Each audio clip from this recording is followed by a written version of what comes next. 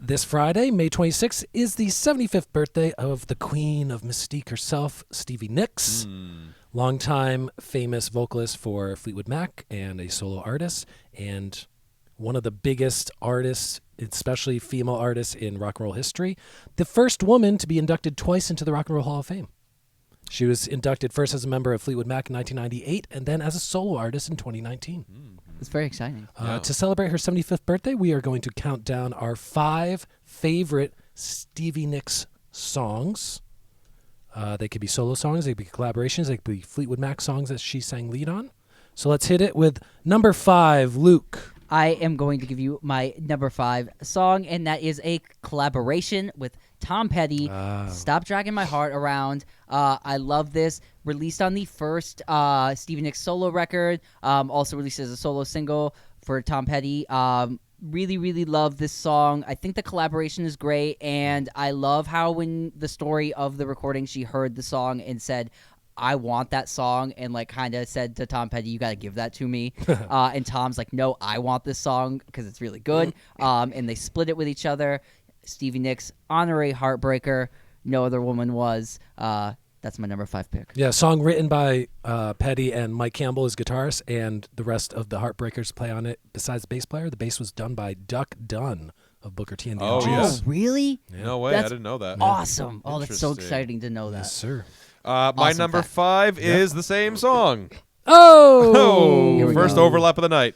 There we have it. Okay. Yeah, it's one of those songs, man. It's excellent. You gotta love it. Didn't make my cut, but it was very close. My number 5 is the classic guitar riff that everybody knows. It's off of her first solo album, Belladonna. It's Edge of 17, which is like classic. As soon as you hear that riff, it's Stevie Nicks just powering through the sound of that like 80s rock and roll female powerhouse thing. Love it. Also, I think that song was written, I can't remember what the misheard original phrase was, but she misheard a phrase and thought someone said Edge of 17. It was like, I got to write a song about that. And Oh. that's not even what somebody said. So I always thought that was really funny. Number 4 song? Number 4, Luke, hit us. Here we go. I'm going with Gypsy. I love the vibe of the song. It's very like silky and weird and 80s-y. I love this song. Ushered in the 80s in a great way. Yeah, Gypsy, just classic. And it's like Stevie Nicks' aura in so many ways. Oh, yes. It's yes. so many ways. Yes. You know. She's a gypsy woman. You're 4, Mike? My number 4 is actually your number 5, Edge of 17. Stevie solo off the album Belladonna. Something I think that is worth of note in the film School of Rock with Yeah. Jack Black. Great that's scene. a great scene. It's a great Joan scene Cusack because singing or he's something? trying to get so Joan Cusack's the principal of the school, and he's trying to get her to sign off on like this field trip. You know, if you haven't seen it by now, whatever. But he catches wind that she's a huge Stevie Nicks fan, so he keeps feeding her beer and then throws this on and gets her feeling good, and then she finally signs off on the field trip. So the power of Stevie Nicks, man, that's what it is. My number 4 is from 1975 off of the Fleetwood Mac self-titled album, the first album that Stevie Nicks was on with Lindsey Buckingham when they joined the group, and it's a song about the Celtic witch, Rhiannon, which, typical Stevie Nicks, it's all mystique and magic imagery and witches flying through the night, and it's just like typical, perfect Stevie Nicks. And that is my next pick. Number 3. Number 3 is Rhiannon. This song will always make me think of, and it's terrible, but I'm going to say this, but a lot of like Marlboro cigarette smoking of my childhood and adults listening to this song and this album. Just a lot of it in cars with the windows not fully down. So Rhiannon, Fleetwood Mac. I have the cassette. It's yellow. Michael. My number 3 is off of the same record, but is the song Landslide. It's a beautiful accompaniment with Lindsey Buckingham. It's just a great ballad, man. It's a fantastic song. It kind of hits me all in my feels. Very nostalgic sort of song for me as well. I think it was on the It may have been on the jukebox at the Pizza Palace at one Oh, I point. guarantee. Oh, it Yeah, had to- had to have been. It had to have been. Landslide became a giant single in the 90s when the live album The Dance came out. That's in what it was. It was the 1996. live version The of live that. It's cut the live from the cut dance. from that. Yeah, Huge so, hit. Yeah, love thank that you, song. Bill Clinton. Yes. My number 3 is a song that was discarded from the Rumors sessions in 1977. It was the B-side to the single Go Your Own Way. It is the song Silver Springs, which is a beautiful, like, forgotten song. I mean, fans of Fleetwood Mac are heavy into this song, but it was left off of Rumors, supposedly because if it was put on Rumors, Stevie Nicks would have had, like, one more song than Lindsay and Christine, so they left it off. They put it as a B-side. Beautiful song.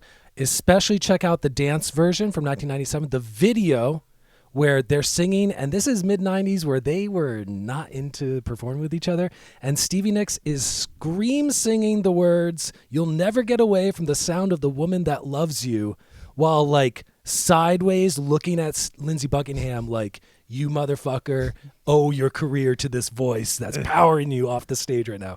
It's crazy. It's like a 5-minute version, and it's just like over and over again. The chorus is like 9 choruses in a row at the end. Nice. Yeah. Intense. There you go. You're number 2, Luke. My number 2, I am going to go for Dreams. This is off of the second Fleetwood Mac album she is on. Yeah, Rumors. Rumors.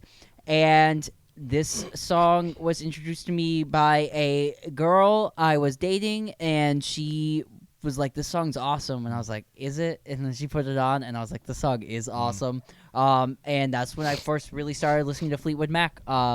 So that was a song that like changed my outlook and my musical outlook of life, and I was like, "Oh, Fleetwood Mac's pretty cool, man!" Like, and I really got into it. So it's mellow, piano-y vibes. And I always really like the like melancholy guitar and feeling of it. So Dreams. My number 2 is was it your number 3? Someone's number 3 or number 4 perhaps. Mine is my number 3 is Rhiannon. I find that I actually like that first Fleetwood Mac album. I do think that Rumors is the masterpiece, but if I have the choice between the two, I tend to go to the self-titled Fleetwood Mac record, the first one. It's very good. I think it's great. Yeah, and Say That You Love Me is on that record. Which is, but yeah, Rhiannon. It's got all that mystical greatness that Jeff had talked about, and just heavy nostalgia every time I listen to that song. So that's my number 2. My number 2 is a song off of the double album that followed Rumors. It's called Tusk from 1979. It's a song Sarah. It's a beautiful song that is possibly about Stevie Nicks' unborn child, or possibly like a pregnancy and a child she had to give away. Possibly also about like the other woman who is cheating on her partner. So very ambiguous, very beautiful song, a very like heart-wrenching, like even though it has kind of this cloudy meaning of what it is, it's just like gives you that Stevie Nicks thing of like a woman who is going through some torment, who is trying to express herself and like share and get off the weight on her shoulders. a lot of the time I avoid Tusk because it's such a dense album, and I then love Tusk. I forget. You definitely would love Tusk. Yeah. It's a Jeffrey album all day long. It's so dense, and I love the proceeding so much, and then I forget like tunes like that are like buried in there. Great choice, Thanks. Jeffrey. You're number one, Luke. I'm gonna go with the basic number one song. I'm gonna go with that cut I was talking about earlier too. It's the live cut off of the Dance album. I love Landslide. Oh, okay. I think Stevie Nicks sings it better when she's older. Sure.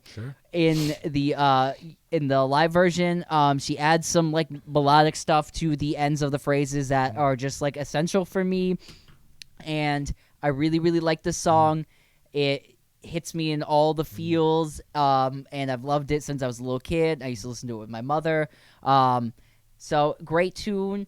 Also, I'm going to shout it out. The Smashing Pumpkins cover of this song is also very, very, very good. Oh, yeah. The Dixie Chicks cover was very big hit. Yeah, it was a big hit. The Smashing Pumpkins was like a minor like rock radio hit, but it's on their greatest hits, and I think worth listening to. It's acoustic, and it's just his voice sings it really nice. So if you're into the alternative rock thing, haven't heard that, check it out. Very good. Well, and like you mentioned, I think like a lot of Stevie Nicks' songs, it's like a woman who's wise beyond her years So even songs she was singing in her mid-20s, it's like this is perspective of someone in their 50s, like who has lived a long, You're arduous right. life. And the Yeah. AB of the songs Yeah. is like she's singing when she's young, and she kind of Yeah. has a young person's perspective while singing. And then the older person, it just has you feel all the life in there. It's very interesting.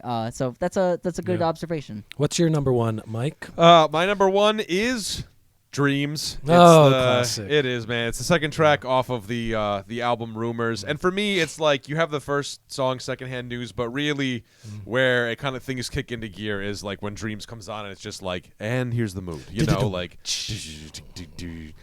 Fun fact: that has over 1 billion streams. I'm just looking right now on Spotify. Thank you, Spotify, Dogface anyway. 420. Yeah, really. But yeah, man, it's Dreams. Thank you me. for remembering his name this time. We Yeah. bring up Dogface 420 on this podcast so many times. Just give me a nice big bottle of Ocean Spray and Cran a long Raz. board, and I'm having a good time. But yeah, Dreams. Yeah. It's the one, man, for me. My number one consensus is also Dreams. It is Stevie Nicks at her best. A lot of people think of her as a singer in the band, but she wrote that song, and most of all the other songs that we named, she was the sole writer of. I think she is like the master at the song that is deceptively simple, that is kind of like a 2-chord back and forth, and then maybe introduces a 3rd and 4th chord on the choruses, but it's this hypnotic. She's like the master at the mid groove tempo type of like smoldering, like her voice is that nasally kind of flat thing where she sounds like she has been smoking for 40 years, even though she's only 28 years old when she's singing it. Oh no, she's still been smoking for 40 years. That's true. In a previous life, perhaps.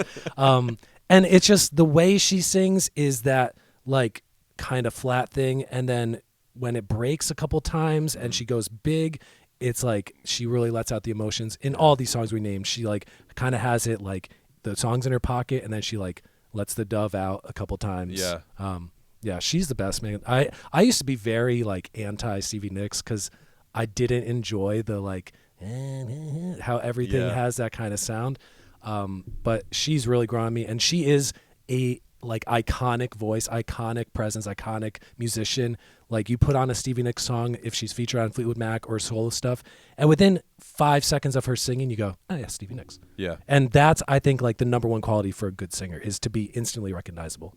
Absolutely. Yeah. It's funny with Stevie Nicks, it's kind of like that thing where, you know, like as far as like the fandom goes too, even it's just like, you know, you almost know Stevie Nicks fans when you meet them in the way that, you know, even growing up, like, you know, you'd have friends and stuff, and like your friend's mom, you knew she was a Stevie Nicks lady because she had kind of had the Stevie Nicks hairdo, and she sort of wore like sort of Drapes. flowy, everything was like linen or something that was like sort of draped over them, or if it wasn't that, it was kind of like fringy, sort of like Tarot cards over on the side table next to the crystals and all that stuff, you know. So like Yeah. I mean I dated a girl whose mom was a Stevie Nicks lady, you know. So it's like it's like its own thing, you know. And we have a celebrity pick. Speaking of married a woman who's a huge Stevie Nicks fan, Jade a witchy Thresher. woman. I got her top 5. And here they are, surprise to these other two guys. A true fan, Jade Thresher, a true witchy woman. Her number 5, the closer on Rumors, Gold Dust Woman. Oh, I knew she was going to throw Gold Dust Woman. Her in number there. 4 from the late 80s, I believe the last album that they recorded as the Classic 5 Deep lineup. cuts. Tango in the Night, the song 7 Wonders, which was a radio hit. Has Seven that Wonders. synth She thing loves that going. song. Her number 3, the title track off of Steve Nicks' first solo album, Belladonna. Yeah. Her number 2, Luke named Gypsy off of Mirage. And her number 1, a real fan's number 1. This is a song that Stevie Nicks wrote when she was in a duo, Buckingham Nicks, with Lindsey Buckingham before they joined Fleetwood Mac. Buckingham sang the lead on this song in 1973, maybe that came out. Re-recorded the song on the first Fleetwood Mac album. Buckingham sang it again. In the late 90s, Stevie Nicks finally recorded it herself for the soundtrack of the movie Practical Magic. Oh, yep. Oh my god. The song Crystal is Yep. Jade's number 1. Yeah. Can I just tell you a little something? about. True fan. I'm gonna A true superimpose fan. my sister and your wife's Yes. face onto your head while this list is being read. So it'll be a solid just face of Jade, and you will get her really the most essential Stevie Nicks picks I think that I heard at this table today. Yeah, she is a Yeah. true fan, and I'll just say that the first 2 albums featuring Stevie Nicks, the self-titled Fleetwood Mac, You and played Rumors, one out. Huh? You've played copies out. Oh, I have multiple. I have multiple copies of each album. I don't even know. I think I have like 4 copies of Rumors. But yeah, I had a real love-hate relationship with Fleetwood Mac because when we first, started dating and she first moved into the house, we had the turntable set up and stuff. She'd play it all. It was like a staple for Non-stop like all a the time. Sunday morning sort of thing. And then it was just like, good God, I can't stand listening to this leather-lunged woman howling about magic all the time. But it's a push-pull, and now I haven't really listened to much of it lately, and this music that was once very representative, say like my early childhood, in that way that it was a soundtrack of my early childhood, now sort of in a very nostalgic way brings me back to the very beginning of my relationship with my now wife. So it evokes some very nice memories. Some nice memories with her. Also, just really getting sick of Rumors. But no matter. Fleetwood Mac, Stevie Nicks. She's the best. Happy birthday. 75th birthday, Stevie Nicks. Happy birthday to Stevie Nicks. All right. We'll take a break, and we'll come back with our new album review. Stay We'll be tuned. right back.